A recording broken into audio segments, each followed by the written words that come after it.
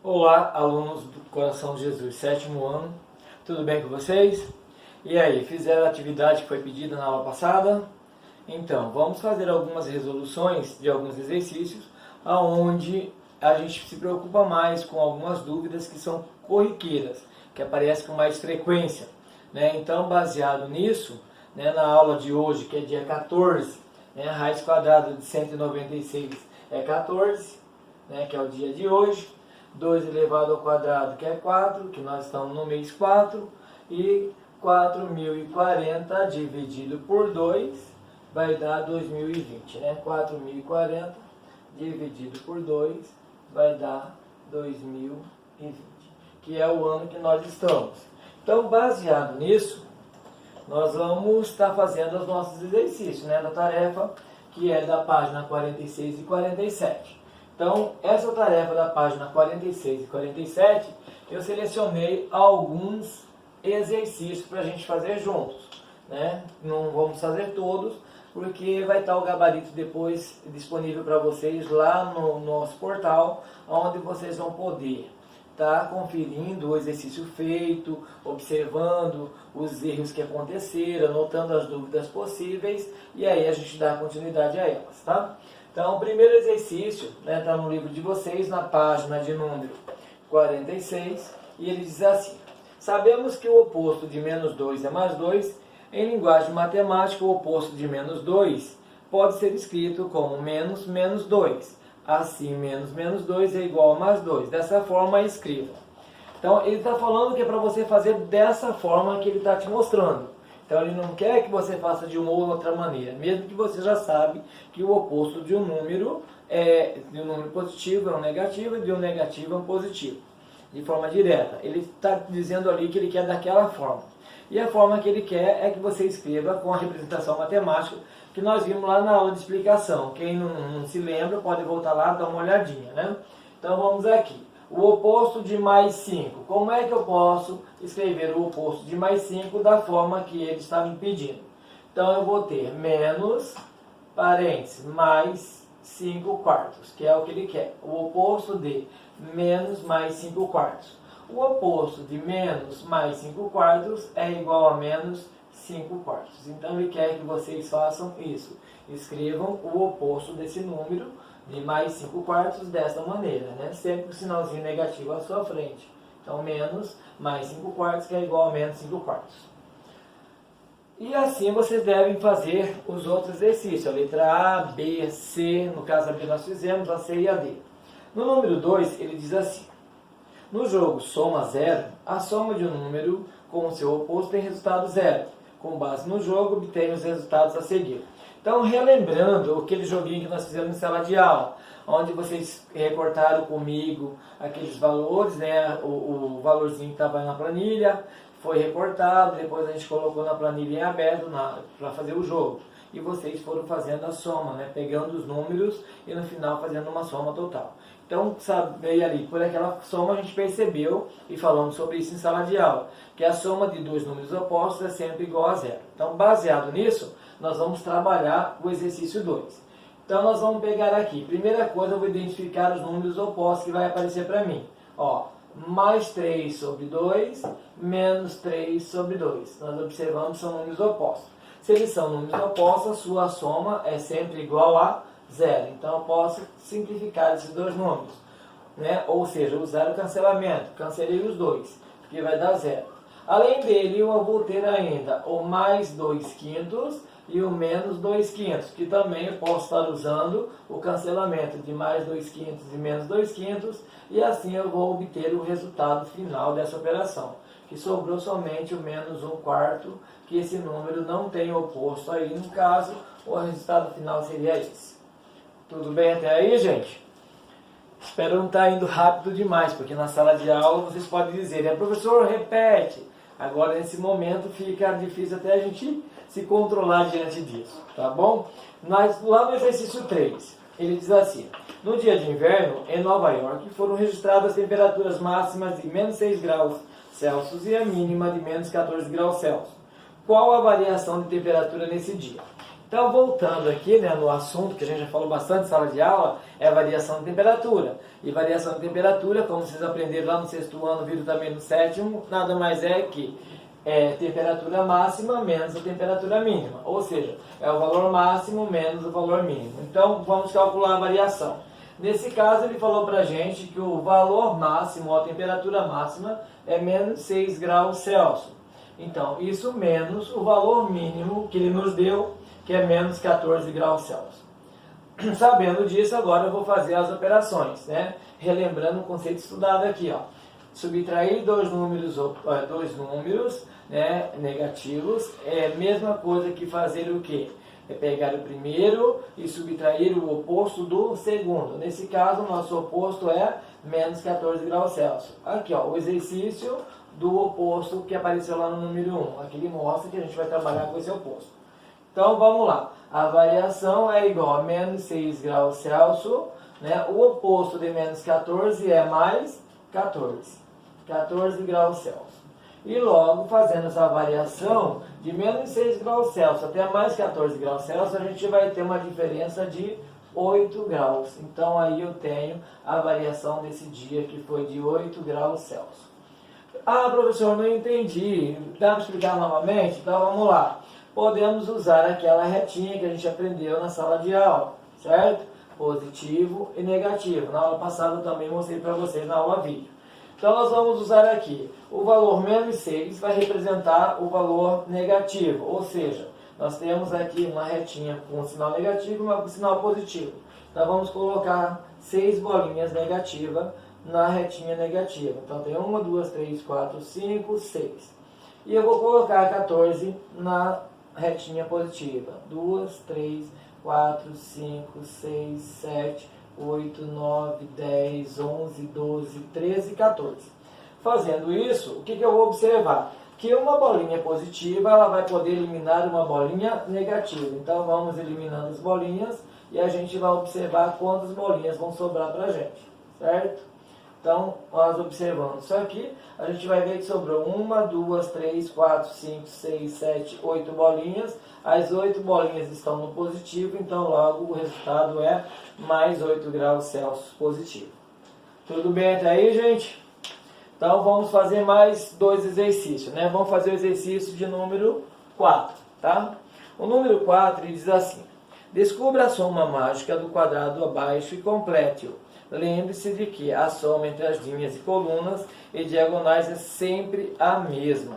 Então aqui eu preciso lembrar o que é linha, o que é coluna, o que é diagonal. Então lembrando disso, eu vou ter aqui as linhas, 1, 2, 3 linhas, as colunas, 1, 2, 3 colunas, nós vamos ter uma diagonal, 2 diagonal, tá? Fazendo isso, eu vou descobrir agora o valor da soma. E para fazer isso eu vou pegar lá, ó, mais 12, vou somar a menos 8, somado a menos 4. Então eu vou ter mais 12, menos 8, menos 4. Mais 12 menos 8 vai dar menos 4. E vai dar mais 4, perdão, mais 4, menos 4, que vai ser igual a 0. Então, nós percebemos aqui que o resultado deu 0. Então, a soma dos três quadradinhos aqui embaixo vai dar 0. Se aqui é 0, então todas as linhas e todas as colunas terão que dar 0 também. Então, eu tenho menos 4 mais 16, é a mesma coisa que fazer 16 menos 4, vão sobrar 12. 12 positivo, mais 12. Para que dê 0, eu vou precisar, então, de menos 12. Eu tenho mais 16. Se eu vou ter o oposto, tem mais 2 quadradinhos para colocar o valor, então aqui só pode ser menos 16 e o outro quadradinho no meio ser 0, porque mais 16 com 0 dá 16, menos 16 dá 0. Logo já dá para perceber que aqui, ó, mais 12 com 0, né, com menos 12 vai dar 0. Então, automaticamente, menos 4 com 0, para dar negativo, ou para dar 0 tem que ser mais 4. E aí nós vamos observar que mais 4 e menos 12, para que essa linha aqui dê 0, né, a linha no meio, então eu tenho menos 8 com 0 dá menos 8. Para que seja igual a 0, só posso ter o mais 8.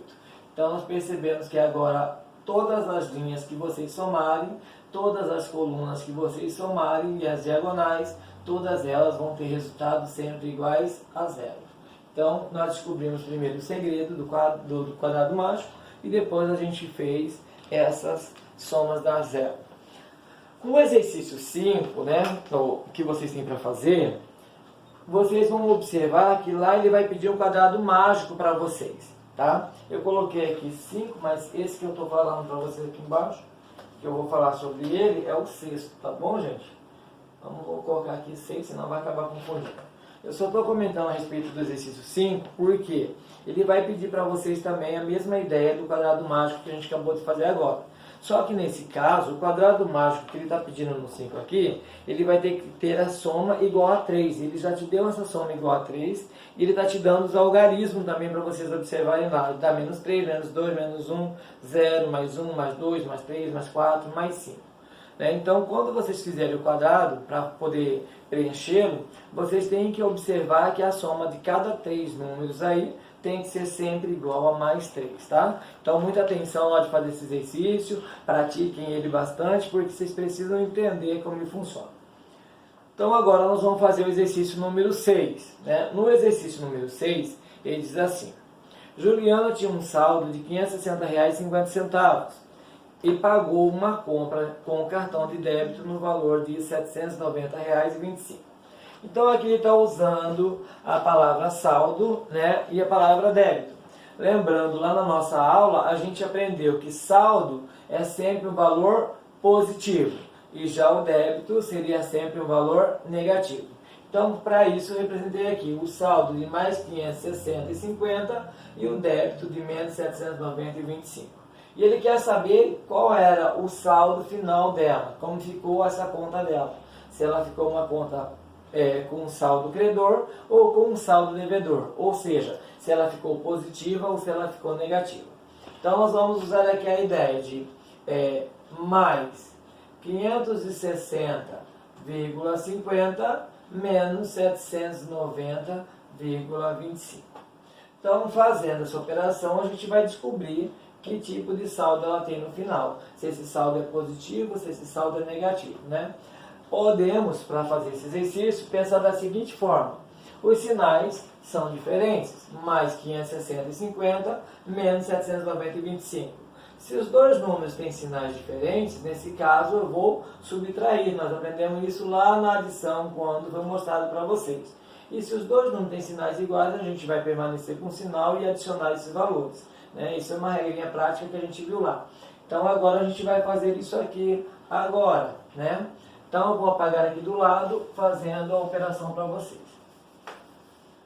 Então nós temos lá no exercício, ele diz assim, que o saldo era de 560,50, né? E ele gastou, no caso, 790,25. Então, eu vou fazer a operação. Para que vocês entendam melhor, eu vou fazer aqui aquela retinha positiva e negativa. Positivo e negativo, nós vamos observar que 790 é um valor negativo, 790,25, e 560,50 é um valor positivo. Observamos que eles estão em lugar diferente. Lá no início eu mostrei para vocês que quando estão em lugar diferente, a gente vai fazer o quê? Vai subtrair, porque um vai anular o outro. É óbvio que aqui você não vai ficar fazendo bolinha para eliminar um por cada vez, né? Então, nesse caso aqui, a gente vai pegar o maior módulo é de 790, o menor módulo aqui é 560. Então, eu vou pegar o 790 e vou retirar dele R$ 560,50. Então, fazendo essa subtração, nós vamos ter 5 tira 0 vai dar 5, 2 não tira 5, vai pegar uma dezena aqui, e aqui vai ficar valendo 9, né? Então, e esse aqui passa a valer 8. Então, 10 menos 5 vai dar 5.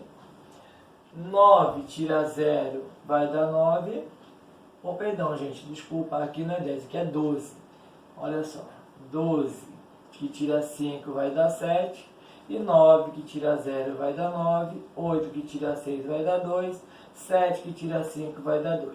Logo, nós vamos observar que o saldo é 229,75. Então, o saldo é 229,75. Professor, o saldo é positivo ou negativo? Nós fizemos a operação no maior módulo. O maior módulo está no negativo. Então, óbvio que esse saldo só pode ser negativo. Então, é menos 229,75. Na letra B, aí ele pergunta para vocês assim, desculpa, ele fala assim, como fica o saldo bancário de Juliana após o pagamento da compra? Então, após o pagamento da compra, nós percebemos que o saldo dela vai ficar devedor, não é isso? Então, após o pagamento de compra, o saldo dela é devedor. Na letra B, ele diz assim, qual o valor mínimo que ela deve depositar para não ficar devendo ao banco? Então, qual o valor mínimo? O valor mínimo que ela precisa depositar para que não fique devendo ao banco, nós sabemos que é o valor do número oposto, do valor oposto do que ela está lá no banco. E lá no banco ela está com saldo devedor de menos 229,75. Se o saldo dela é devedor de menos 229,75, eu quero que esse saldo ele zere, que ele fique igual a zero, ou seja, que ela não fique nem devendo e também nesse momento não vai sobrar absolutamente nada. Então ele quer saber quanto que ela vai depositar para não ficar devedor. Ela pode depositar qualquer valor? Não, ela tem um valor mínimo para ser depositado. E nesse caso, o valor mínimo que ela tem que depositar é igual a mais 229,75. Né? O valor mínimo do depósito